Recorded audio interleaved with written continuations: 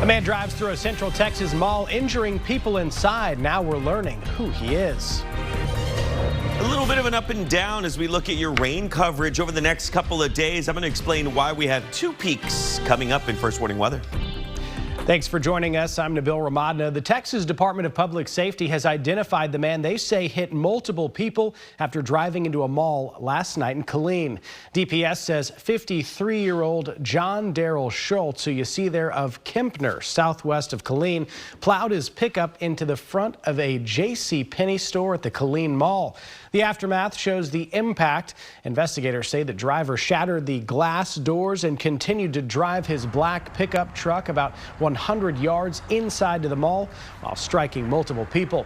Police opened fire and fatally shot Schultz. A worker at JCPenney described the situation after what he thought were gunshots. It's only what 4 days till Christmas? Yes. And so there's a lot of shoppers, and there's a lot of people that are running by. Mind you, there's only 2 entrances open to get out, and so people are running out the salon entrance. Now, he went on to say that he helped people get out of the store. 4 people were taken to the hospital with injuries ranging from severe to minor. Another person hurt in the incident walked into a hospital with minor injuries. The Texas Rangers are still investigating. A man was found dead inside a car, and now Austin police need your help solving the case. This is an update to the breaking news we told you about last night at 10. Police say they found the man shot in his car overnight on Huntwick Drive around 9:30 last night. It happened near South Pleasant Valley Road and East Old Torf Street in southeast Austin. APD says a caller reported hearing gunshots. When officers arrived on scene, they found the man, who they say was in his 30s, inside the car at an apartment complex. But it's not clear if that's where the shooting took place. I can't begin to understand how the family of this victim moves forward in the next few days, especially being a few days from Christmas. I'm not only here to provide some information on the investigation, but I am here to seek the assistance and help from the public.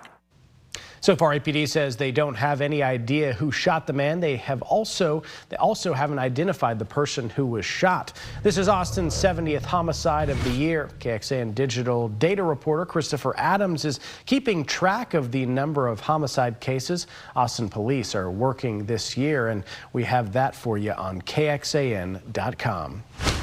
And we want to give you a live look at traffic going in and out of Austin's airport. This is on 183 near Riverside. Traffic earlier, though, stretched at least a mile in both directions from the airport. Today is expected to be another busy day at the airport across the country, though, as people are heading to their holiday destinations. TSA is expecting to screen just under 50,000 passengers today. Matt Fortin checks in with travelers in Boston.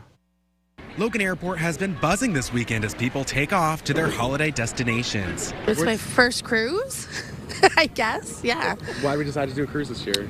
Family vacation. So the whole family, all of us, are going to celebrate Christmas on a cruise in the Bahamas. Warm destinations seem to be a popular choice, and it couldn't be better timing to escape the frigid air over New England. It's freezing cold, so I'm not sad to be somewhere where it's really hot and warm. Kieran Porter is a freshman at UMass Boston, and she's headed back to Ohio Sunday to be with family after her flight on Friday got canceled. Got canceled because of all the snow. So this is a reschedule, and I actually just got the first flight back home in the morning. That's why I'm here so early. Cancellations at Logan totaled 9 Sunday morning, a far cry from Friday's travel headache. And if you're flying out this weekend, here are a few things to keep in mind. Plan to arrive with plenty of time to spare, 2 hours early for domestic flights. TSA recommends using gift bags or boxes instead of wrapping paper. And don't forget to put any liquid or spreadable foods in a checked bag. Solid foods are okay in your carry-on.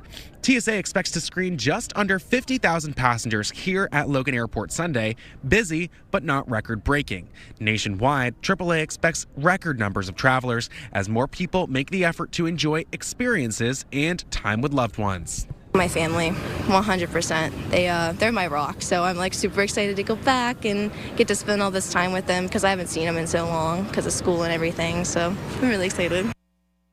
Always nice getting back with family. And if you're driving today, TxDOT's holiday travel forecast shows the worst time to drive on I-35 between New Braunfels to the Dallas area is between now and 8 this evening. All right, so I'm seeing some snow, some colder temperatures around, but here in Austin today, a little warm. Felt like, maybe some summer temperatures a little. Oh, okay. Well, now, Nabil, I think you're getting to a little bit of an exaggeration. I don't think it was summer, but it felt pretty warm. You're right. I went out. We were just talking. I played some pickleball today, and I got sweaty, actually. I was going to say, you're picking up pickleball. You've joined the cult. I'm also in the cult. I heard you were the best pickleball player in the world. I don't think so. I think there's some people out there listening to this that say, get back to weather and news. Go visit his social media. I'm pretty sure he has some stuff on there with pickleball. Let's go to take a look at current temperatures right now. You're able to see temperatures at this point, 67 degrees. So yeah, it was just a tad warmer out there. I would say that we're looking at temperatures not being where they should be, which is around the low 60s. We're at 67 right now, and that's at 5:06 in the evening. 64 right now in Fredericksburg, 64 in Mason, 68 in Bastrop, and 68 degrees in San Marcos. Hey, we did have a lot of cloud coverage come in, so that did help out our temperatures just a bit more. Could have been just a tad warmer, especially because we started off sunny, and then the clouds started rolling in. As we zoom out a bit more, it's all this moisture that continues to flow in from the south. That's what gives us all of this cloud coverage and the warmer weather as well. A live look at our River City Grill Highland Furniture camera, so you can see the clouds coming in and a little bit of breaks here and there where the sunshine is able to flow through. Now, as we look at the next couple of days, we're looking at temperatures, unfortunately, moving back into the mid-70s for tomorrow, for Tuesday, and even on Christmas Day on Wednesday and the first night of Hanukkah, of course. But rain chances, that's what we're going to be watching. So temperatures heading up, the rain and risks, because it looks like we may have a little bit of risk out there, and your holiday forecast, all of that coming up in your first warning weather. All right, thank you, Freddie. Texas Attorney General Ken Paxton has filed a lawsuit against the National Collegiate Athletics Association. Paxton wants a court to grant a permanent injunction to prohibit transgender women from competing in women's sporting events in Texas, or to cease marketing events as women's sports. In his suit, he claims transgender women competing in women's sports is, quote, inherently unfair and unsafe because of physiological advantages. The lawsuit also argues that the NCAA failed to disclose which participants are transgender women, which he claims further misleads people. Now, earlier this month, NCAA President Charlie Baker told a Senate panel that there are fewer than 10 transgender athletes that he's aware of who currently compete in college sports. Baker also said it is debatable whether transgender women will always have a physical advantage over cisgender or non-transgender women. A Texas man is alive after suffering 2 strokes. But what surprised his family was when their loved one was declared dead for 36 hours and then came back to life. Natalie McCain has his story. He was declared dead for 36 hours. We said our goodbyes, planned a funeral. But as doctors prepared to harvest his organs, it is his heartbeat. The unthinkable happened. We got a phone call that he woke up at donor services and he was alive. I was 6 months old. I remember very little of it happening. David Crosley suffered 2 strokes, calling for a craniotomy. His wife Leslie says miraculously waking up after a week-long coma. We were able to go to an LTAC unit in Oklahoma City to get him off the ventilator and the tracheotomy out. And then after the feeding tube surgery, we were able to come to Encompass Health. When they got him, he wasn't doing anything, and by the time he left, he was walking, talking, climbing stairs. Leslie convinced his astonishing recovery was an act of God. We've had people praying in our local Wichita Falls, Burke-Burnett area, and then as far as Canada, Mexico, and even Germany. God has a reason for him to be back with us. Now David back home safe and sound with his Great Danes, Bonnie and Buddy. They are quite the animals. They stay close their day. Yes, they do. They were so happy. They were depressed. They've been depressed. And whenever he came home, they didn't get in his way, and they just come around him and they just love on him. Now the pair expecting a full recovery for David. We're great now. Nothing to matter. I got in the wheelchair, other than that, all right. He's absolutely a miracle. We're so blessed to have him alive. And that was Natalie McCain reporting. She says that David had to take 10 ambulance rides on top of months in various hospitals. If you're like me, you know that your dogs are going to expect a walk early in the morning. Well, take a look at your dog walk forecast. I say do it early because even as we get to about 1 p.m., it is going to be a tad warmer outside. All right, beautiful day out there. A little cloud cover, perfect day for pickleball. We were talking about this earlier. You just started playing. What was your thoughts on the first game? I really liked it. You know, I learned a lot. When I moved to Austin, I was told that is the thing you have to do, and I did it today. I took an intro class, and they don't sponsor us, but I'm going to say their name anyway, the Austin Pickle Ranch. I went up there. I was able to learn just a bit with some of the people there, and really got a hold of the game, and I'm really excited to be part of it now. Yeah, there's a lot of good places here in Austin, all over Austin. Yeah. Definitely keeps you energetic, keeps you lively, and you meet a lot of cool people. Look, as soon as I arrived, all I did was eat, so I need to be moving around a bit more. Eating pickleball goes hand in hand. That's right. Yeah. But weather, very important here, and that's my focus for today. Let's go ahead and take a look now at what we're experiencing. You saw it behind us, and now you can see it on the radar and satellite. Cloud coverage that has zoomed back into the area. That happened gradually as the day went on. We started off just a bit sunny, and then the clouds came back, and that's where we're at now. Current temperatures, 64 degrees in Fredericksburg, 64 in Mason, 66 out towards Llano, Austin around 67 degrees, LaGrange at around 68, Bastrop at 68, and Georgetown at around 67 degrees. Tonight, though, 55. That's a bit warmer than what we hit this morning. I was looking at some of the numbers. The Austin Bergstrom International Airport dropped down to 38. And now we're looking at 55. So big changes here. We're looking at about 10 degrees warmer tonight than what we were this morning. And we do have a 20% chance of rain tacked onto that as well. But a majority of that should be early in the morning compared to, you know, midnight or 1 a.m. Just so that way you know. We look at your temperatures for tomorrow. By 9 a.m. we're looking at about 60 degrees. And unfortunately, tomorrow is expected to be a bit warmer. Remember, average temperatures around this time of year is in the mid 60s to low 60s. And now we're looking at temperatures moving back to around 74 to 75 degrees in many spots, even by about 3 p.m., 4 p.m. before we start to cool down one more time into the 60s by 7 p.m. So again, 10 degrees above average temperature, not where we want to be, but we'll take it for now. At least it's not 80s or 90s out there. We play this out a bit more there tomorrow morning. This is what I was talking about. We'll stop the clock here at 8 a.m. There's a couple of showers that are going to try to make a run for Central Texas. I don't expect a full washout. The majority of that should be out towards the metro and out towards the eastern counties. But look at what happens on Tuesday. I stopped it here, and you see that we have a chance of rain picking up.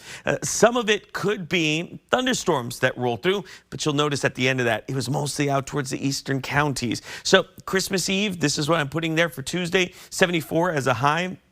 For a low overnight, 58 degrees. PM storms possible, but mostly towards the eastern counties. It doesn't mean that everyone won't get showers, and I'm saying it's only going to be in the eastern counties. But as of now, the Storm Prediction Center keeping the marginal risk mostly for Burnett, Blanco, and out towards the east compared to those out towards the hill country, where we're just looking at general thunderstorms as a possibility. And general thunderstorms just means you're going to get some showers. Maybe, and then that's pretty much it. This has a better chance of seeing maybe a thunderstorm or two pass by. I don't expect there to be any hail associated with this, mostly just strong winds, maybe some pockets of heavy showers as well. Play this out. There's a lot going on. This is ahead of a front, not the strongest front, actually kind of a weak front that's going to pull through. That's what's going to give us that lift and those showers that we could see. Wednesday, mostly calm, and then as we get out towards Thursday, another front starts to make its way through. Again, drier air behind that too.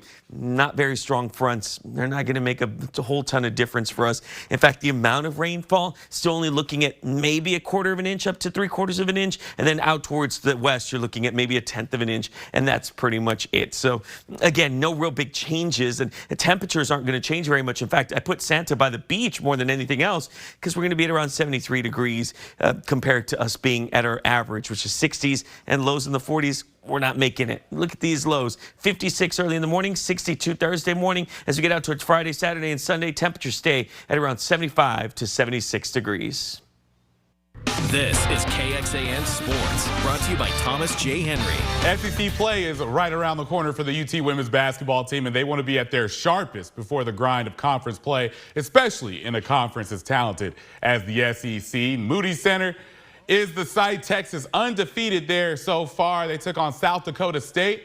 First quarter, Rory Harmon over to Shea Holly for the layup on the break. 22-11 Horns. Final seconds of the first. Brianna Preston on the move, and she scores right before time expires. Texas up 24-11 at the end of one period. Second quarter now, Rory Harmon over to Jordan Lee, and she makes the nice smooth jumper right there.